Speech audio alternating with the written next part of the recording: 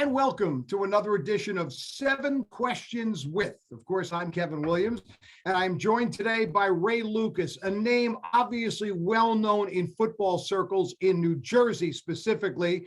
Former star athlete at Harrison High School, later Rutgers University, 7-year NFL career. We'll touch on all of that, but really what we want to talk about is what Ray is doing currently to make a tremendous impact off the field.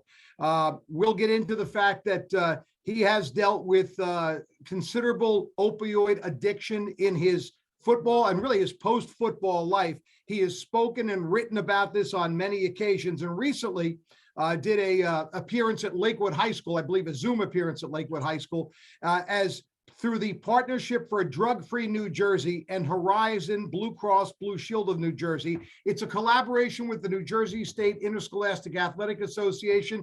The plan is for Ray to do about 10 of these throughout the state of New Jersey. We're going to talk about that, but first thing, we welcome in the former Scarlet Knight and probably for here, best remembered New York Jet, Ray Lucas. How you doing, Kev, man? It's good to see you, brother.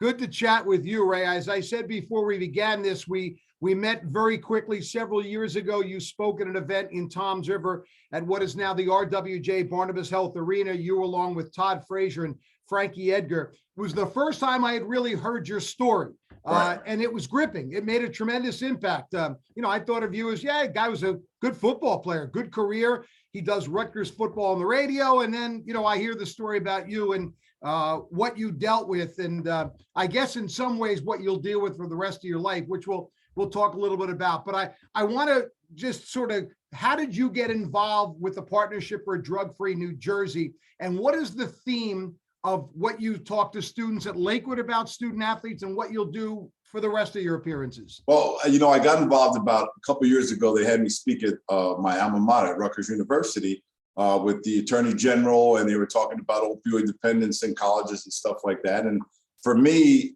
I'm not ashamed of my story. I am a survivor. So I tell my story with pride. I'm not one of those guys that shies away from anything. I'm a Hudson County guy. We don't back down from anybody or anything at any time, no matter what your age, race, creed, doesn't make a difference. That's what Jersey boys do. So it kind of, Blue Cross Blue Shield kind of saw the reaction from the people. So we came together because the dependency in high school, they're young people. I got addicted when I was an adult male, like fully functional male. When the brain is not fully developed, it's so much easier to get into the perils of opioid dependency. So for me, it was an easy thing. It was an easy, yes, I'll do it. We did the Zoom. It was awesome.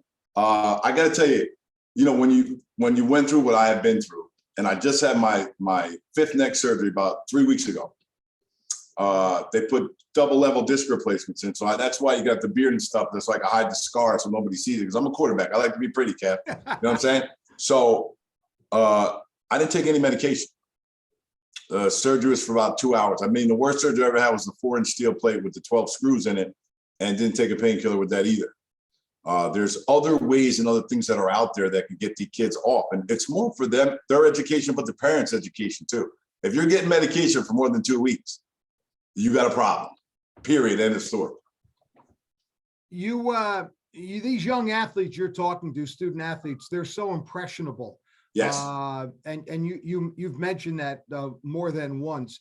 So really the time to get them is now, to let them know now, not after the fact, right? No, because then they're lost. And the crossroads of where you take opioids to get to heroin is very quick these days, because nobody has the money to pay for the painkillers. They're so regulated, they're almost, the price goes quadruple than what I probably paid when I was in opioid dependence. So for me to get those kids, they have to understand this too, right, John? I mean, Kev, when you look at this as a whole, right? Kids want to get to college and their parents want them to go for free. So they're doing a lot more than what I did when I was in high school to get to college for free. So the coaches, when you say to a kid, are you hurt or are you injured? Kid says, what are you talking about, coach? Well, if you're injured, you can't play. If you're hurt, get the hell back in there. You're challenging their inner spirit. I don't care if it's boys, girls, doesn't make a difference. Jersey people are the same kind of heart mentality. I'm hurt. I ain't never injured. You go back in. Now, if the kids know that this is a body of work, it's not one game. It's not, you're not judged on one game or you missed 2 games. It's a body of work of 4 years. They watch film on everything nowadays, right? So don't put all your eggs in one basket where you go out there and get hurt even further and then have to take something for the rest of the season. It's already a disaster. So I'm telling my story so they don't get in there. I mean, I've had 19 knee surgeries. I don't take any pills because I get a nerve block injected into my leg. I can't feel my leg for 24 to 48 hours, usually less than 48. But when the pain comes back, sometimes you just got to suck it up and go with it. And after that, it's all downhill. You know what I mean? So we got to get away from, they have to know more stuff that's out there, the nerve blocks and all other stuff. And the parents have to be more accountable of who's holding the medication. And they can get it from anywhere these days. You know that. Kevin. Yeah, yeah. When you talk to the kids at Lakewood and when you talk to kids throughout the state of New Jersey through this partnership you'll be doing, what are the kind of questions you get from the student athletes? How did I get to where I got to? Okay. And the answer is always the same. When I was a rookie in New England and Parcells was my coach. Now, when I talk about Coach Parcells, he's the second greatest man in my life next to my dad. That's how high regard I hold, Coach Parcells. He told me as a rookie, keep your friggin' mouth shut and open your eyes and open those stick out ears that you have on your head. And don't say a word, just listen and watch what the vets do what they do. And I took that to heart. I thought that was like a little cheat thing that he was telling me. So you can't make the team in the tub. So if you're in the training room, they will cut you quick, fast, and in a hurry. And before you know it, you're like, what happened? So you do whatever you have to do to stay on the field. Now, the NFL didn't give me addiction at all. I'm going to be straight up with you and tell you that. I just had a higher tolerance level when I left the NFL than the normal human being does. So where you would take one, I had to take 4. And before you know it, it was all bad. Everything just fell down around me. And the funniest thing about, being in addiction is you think you're the greatest liar in the world. Everybody knows except for you that you're only lying to yourself. I assume you, like everyone else, there becomes a rock bottom moment, that epiphany in which, whether it's family or friends or whether it's you look in the mirror one day and say, hey, I got to change. What was it for you? It was two things. Wifey number one was like either you go or we go. And I had 3 beautiful daughters with my high school sweetheart. That was not an option. But I remember we sold the house in Jackson. We're living in an apartment like a stone's throw away from the bridge in Newark. I got people trying to kick the door in, and I'm walking in the hallway. I was about 170 pounds. I had lost like 50 pounds. I'm walking in the hallway and I walk past the bathroom and I see a reflection in the mirror. And I was like, I stopped me dead in my tracks. I took 2 steps back and looked in the mirror and I said, who the hell is that? I didn't even recognize myself. Who is this guy impersonating me? So it was a combination of both, as in, holy, you know what? I got to get help. Now, here's the hurdle. You don't get to the top of the mountain in the NFL or play for the NFL for as long as I have by asking people for help. That was considered a Hudson County boy. That's a weakness. If you got to ask somebody for help, then you soft. And then I'll pursue that angle and I'll use it as a crutch. So for me, asking for help was the biggest hurdle because I thought it was weakness. In reality, it's strength. To be humble and say, hey, can you help me? I'm dying right now. Can you help me? And once I got over that hurdle, everything else kind of fell into place. You wrote a book several years ago. The name of it is really interesting. Under Pressure, How Playing Football Almost Cost Me Everything and Why I Would Do It Again. Oh, yeah. Was that book sort of therapeutic for you? Kev, I got to be honest with you. Everything I do is therapeutic. I mean, when you're talking about a story and warning kids, so say I got 10 kids in a room and I give them the realness, you know what I mean? I give them the Jersey boy, this is how things really are. And I get 1 out of 10. I did my job. As long as I can reach 1. If it doesn't matter who it is or how it came to, if they can go back and see me and say, holy crap, if he can do it, I know I can do it. It doesn't matter if I was an NFL player or not. That doesn't make a difference. But football was life for me. That wasn't a job playing in the NFL. That was my life. You know what I'm saying? You love that game. So why'd I go back now after, 30 surgeries that I've had? In a friggin' heartbeat. In a heartbeat. It's interesting, Ray. Years ago, I read a story about a survey, Olympic athletes. And if you remember during the real steroid era with the Olympics, Ben Johnson and all of that, yeah, they interviewed Olympic athletes, American Olympic athletes, and asked them, if you took a steroid that would guarantee you a gold medal, but it would shorten your life considerably, would you do it? The overwhelming majority said yes. Yeah, hell yeah. You talked about for kids today, they're not always thinking about the NFL or the NBA, but I'll tell you what they are thinking about. It's college, and the financial pressure to land a college scholarship is so significant that I imagine some will do things that they never thought they'd do to get there. And some parents will do things that they never would do to help their kid get there. And that could be, it's a great thing in the majority of the cases, but there's that little quiet storm case where maybe they push them in a direction and then the results don't come always out that well. With me, Hudson County, when you came to Harrison, you knew you were going to need an ice bath because we didn't care. We're going to beat you up physically. And we played to the whistle. A lot of people said we were dirty when I was in high school. The game has changed a lot since I played. But that's the way we were coached since we were little, that anybody could get it at any time until the whistle blows, everybody's live. So there was a lot of times, like for the first time I took a pink, it was in the NFL. I had rotator cuff reconstruction at college. They gave me Motrin. If you don't know what it is, like an anti-inflammatory. It's over the counter. You go buy it at Walgreens or wherever the hell you live at. Yeah. So when I got to the NFL, of course, bigger. The game is faster. The guys are bigger, they're stronger. So yeah, you're gonna have bumps and bruises, but can you fight through the bumps and bruises to stay on the team? Are you willing to sacrifice some of the small stuff to get through a season, to get to surgery, then take the pills to get back on the field as fast as you can? That's the dilemma. Obviously, young athletes are at greater risk because of the sports injuries and the prescription, right? Like you said, unfortunately, sometimes people just prescribe, hey, take this, you'll be fine. Yep. But I also noticed the monitoring for future survey, a survey done recently, adolescent participants in high injury sports, I would think football be one of them, Check had the a box. 50% higher odds of non-medical use of prescription opioids than those who did not take part in these type of sports. That's scary, Ray.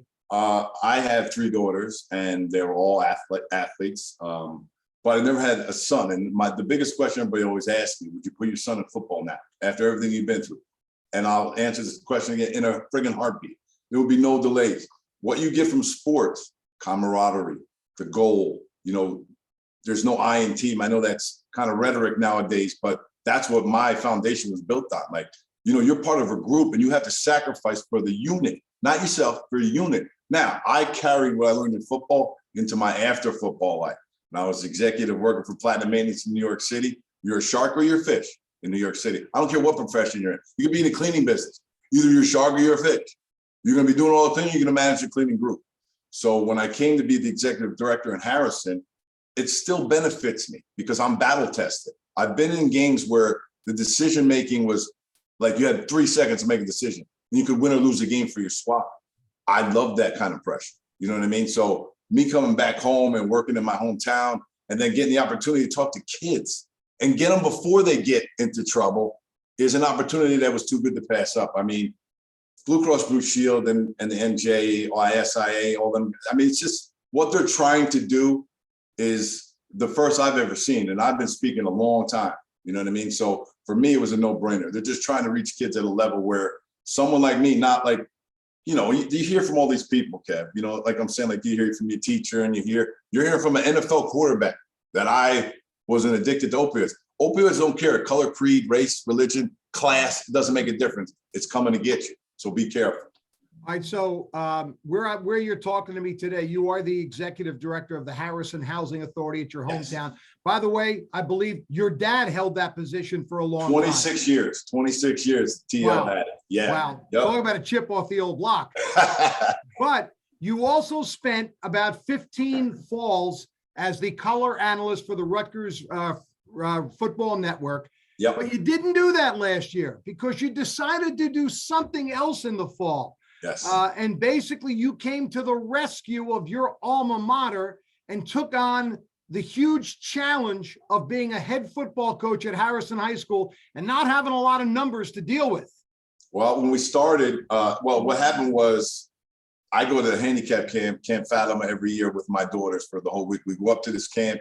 You live with the handicapped kids. So it was about a week before, I think the head coach resigned. And I'm going to camp first week of August. Every year I spend my birthday with my kids at Camp Fatima. So we have a family meeting, it's called. And I'm panicking. I'm like, oh my God, what'd I do? I mean, I don't drink. I don't do anything anymore. So I was like, holy crap. So I called my youngest daughter, Kayla. I'm like, am I supposed to go to this thing or what? Like, am I going to get crucified? What's going on? She's like, Dad, pump the brakes. Everything's going to be all right. I said, you sure? Because I'll bounce. I won't even show up.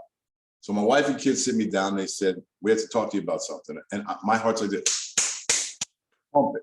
They said, you need to take over the Harrison High School job, but they're going to cancel the program.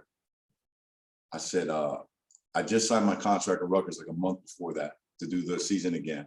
Working with Chris and Eric LeGrand, it's just, you know, Chris Carlin and Eric and me, we have a good time in the booth. Fooch. I mean, these are my family, you know what I'm saying? Right, yeah. So I'm like, all right, I need a minute to think about it. So the next day I go to work and I'm walking the grounds and one of my tenants said to me, are the rumors true? And I said, what rumors? She said, you're going to go coach kids that nobody wants in a program that can't be saved.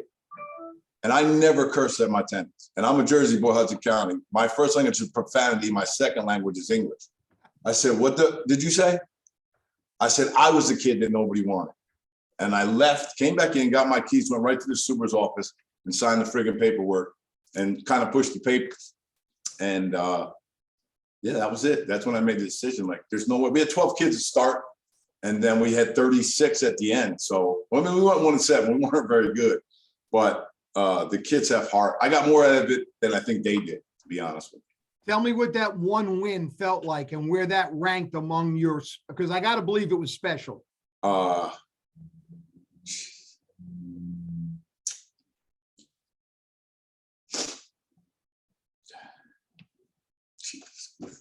That's okay.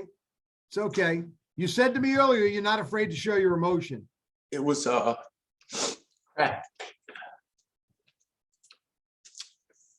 overwhelming. Jesus, man, Joseph, get a hold of yourself. Sorry about that, Kevin. I'm back. It was overwhelming. Yeah. Kids were great. The heart's there. The number's not there, but they bought in. And I got something that I never felt before. You know, like reciprocation and stuff. Here's the thing. You will teach them football from your experiences. Yes. With the experiences that you share with them, not counting the game of football, will have much greater value, and hopefully they'll take with them for the rest of their lives. So, Kev, you said it in a nutshell. I'm really not concerned about winning and losing. You know what I mean? We're from Hudson County, and some of my kids, their home life's not that great. So I want to give them 2.5 hours of not that. I want to give them a family that they could come and just let it go and not think about what's going on in life for a while. Focus on the task at hand. It's about making boys into men. That's how I look at it. You know what I mean? We're going to win eventually. But when you have a bunch of hungry kids that are willing to put their heart on the line for you, you have to give everything you possibly can to be successful. And we weren't, but we grew from the first that was there. I mean, my coaching staff is fantastic. I mean, and they have to put up with me, which is not easy. I like to do things, quarterbacks, we like to do things a certain way. I was the first one in the door, last one to leave. But, when you have a job and you got family and you got to, it's a little, I'm a bit better this year. I made a lot of mistakes last year. Thank God my staff was there to catch me a couple of times, because I think I might have had almost the shortest head coaching job in Hudson County history. So we'll just leave that at that. Ray Lucas will be throughout the state of New Jersey, either in person or virtual, speaking to student athletes at high schools. Again, it's through a partnership with the Partnership for a Drug-Free New Jersey and Horizon Blue Cross Blue Shield of New Jersey, and collaboration with the NJSIAA. And clearly, this guy hasn't played football in a few years, but he is still making a lasting impact off the field. And for that, we thank you, Ray, and you've been very generous with your time and really appreciate it. Hope we run into each other somewhere down the road. Anytime, Kev. Anytime you need me, just give me a shout, brother. I'm always around. Ray Lucas, 7 questions with today on the Shore Sports Network.